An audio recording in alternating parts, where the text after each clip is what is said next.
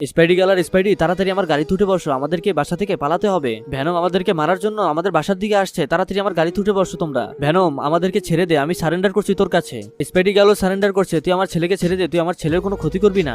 Spidey বাবা, তুমি তাড়াতাড়ি এখান থেকে পালাও, না হলে ওরা তোমাকে মেরে ফেলবে। ঠিক আছে বাবা, আমি এখনই তাড়াতাড়ি পালিয়ে যাচ্ছি, ওরা আমার কিছুই করতে পারবে না। তুই তো তোর ছেলেকে পাঠিয়ে দিলি, কিন্তু তোদেরকে আমার হাত থেকে এখন কে বাঁচাবে? তোরা তো এখন আমার হাতে বন্দি, তোর ছেলেকেও আমরা যে করি হোক ধরে ফেলবো।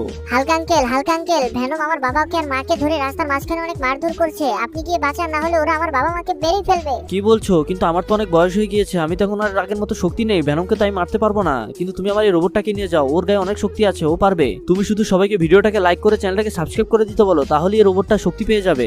বন্ধুরা তোমরা জলদি ভিডিওটাকে লাইক করে চ্যানেলটাকে সাবস্ক্রাইব করে দাও, না হলে তো আমি আমার বাবা মাকে বাঁচাতে পারবো না। কিরে ভ্যানম, তোর এত বড় সাহস, তুই আমার বন্ধুর বাবা মাকে আটকিয়ে রেখেছিস। আজকে তোর একদিন কি আমার একদিন, দেখ তোদের কি অবস্থা করি। এই পালা, সবাই পালা, এটা তো দেখি রোবটকে তো আমরা মারতে পারবো না, সবাই পালা।